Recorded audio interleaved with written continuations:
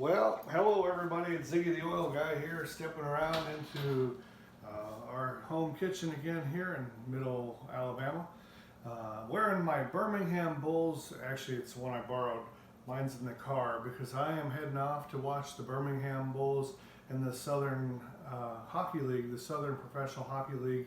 And yeah, it's some real life hockey. We get hockey in Alabama. By gosh, we're heading to the game tonight.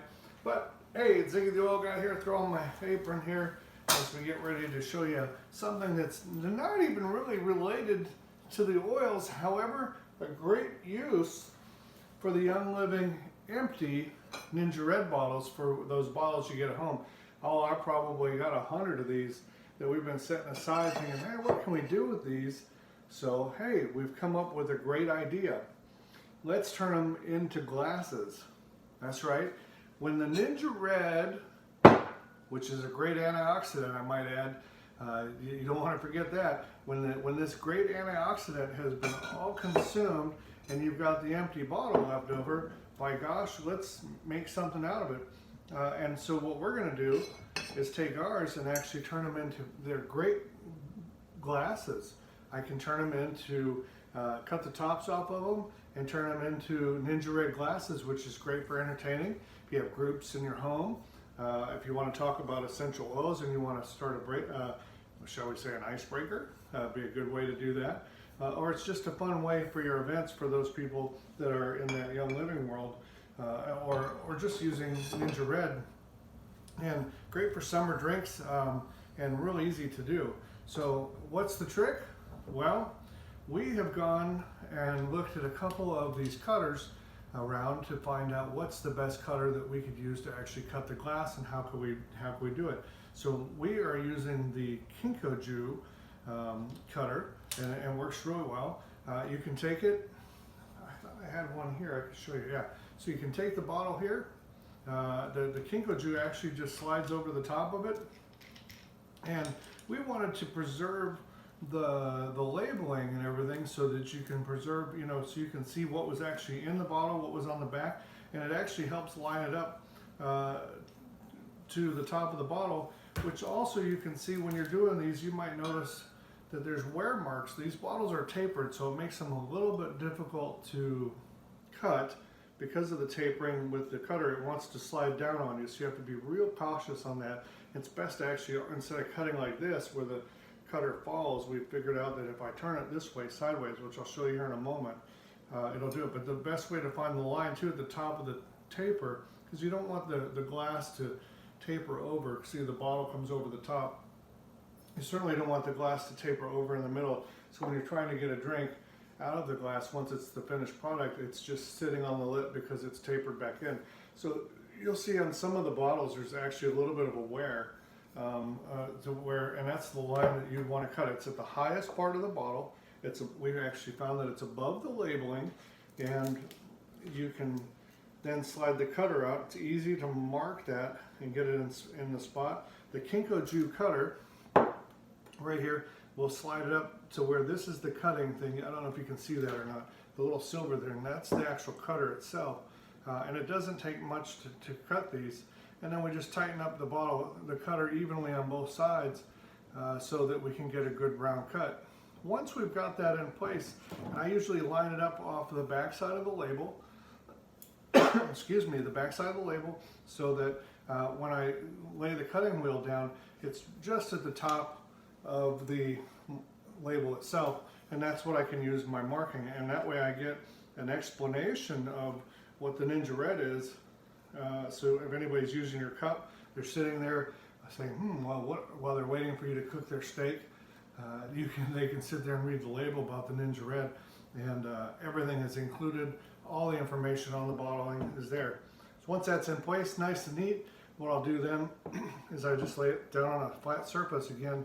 I'll drop the cutter into place, and once I have it all aligned in place, I'll drop the cutter in place and then slowly just turn the bottle so I'm careful not to have the bottle slip up on me, because if it slips up on you, of course, it's not going to be a perfect round cut.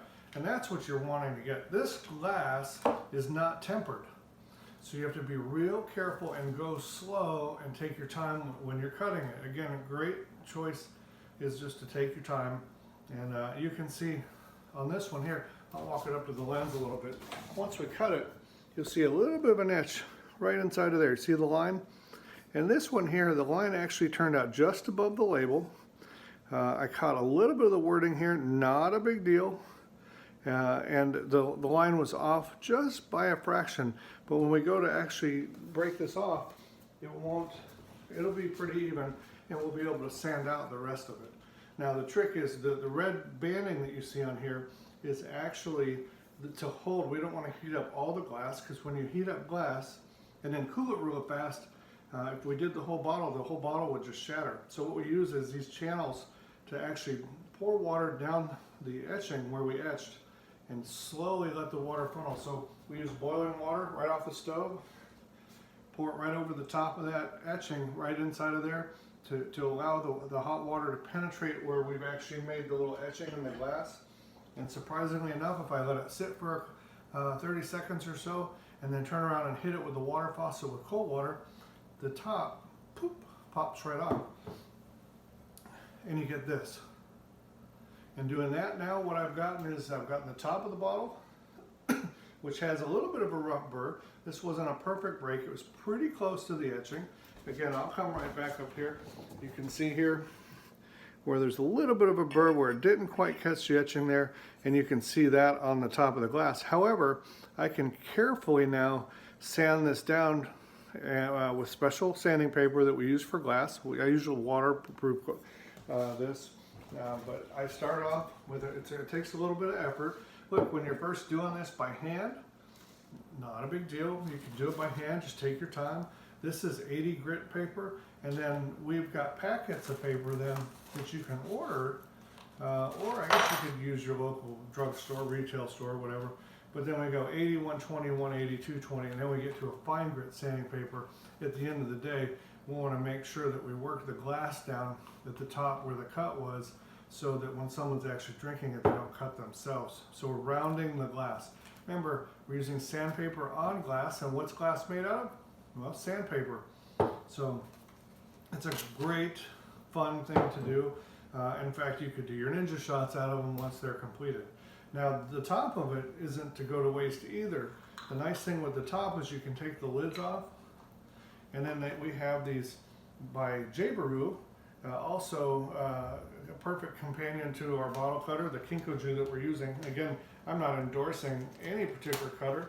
However, you can take, these are little bases then that are rubber plug, and I can take the base, stick it in the bottom of the glass, sand this part off of it, and now I've created myself a little wine glass or something by using the top part of the bottle.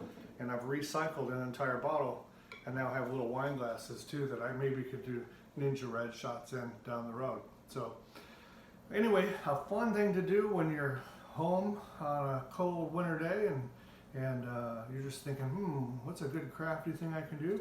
Well, order yourself a bottle cutter, get yourself some sandpaper, buy some bases, and drink a shot of Ningxia Red. Remember, a great antioxidant. You can get it in 2-pack bottles, order it. Find any Young Living distributor out there and they can help you get connected, or send me a message direct and I'll be glad to help you get connected with one of the best, highest level antioxidants that there is in the market. I'll talk more about antioxidants and stuff coming up in future videos. Until then, it's a happy new year. We're going to be heading off to the hockey game tonight, hockey game tomorrow night, hockey game season. Football's ending, basketball's in full motion, and hey, why not go to a fight and wait for a hockey game to break out? I'm Ziggy the Oil Guy. Thanks for your time. Oh, and I forgot to add, listen, I went through all of this and I forgot to add, don't forget your safety glasses, okay? And when we're dealing with glass, we also use protective gloves. I actually have a pair of leather gloves I like to use because glass is glass, and when it breaks, you want to be cautious not to cut yourself. But don't forget to protect your vision. Safety glasses with side protectors and shields and stuff like that. So be careful when you're doing that kind of stuff. Again, Ziggy the Oil Guy. This video ran a little bit longer, but I wanted to kind of show you what you can do to use your recycled bottles with. And it doesn't have to be this bottle, it can be any bottle, but why not use the bottles that we have every day. Happy New Year, everybody. Thanks and have a wonderful year. I'll be here again with more videos, with more great ideas, talking about products of essential oils and other things throughout the rest of the year. And we're glad to be back in the studio with our one take videos. Have a great rest of your time. Thank you for your time. I'll see you later. Be sure to follow me on Ziggy, the Oil Guy.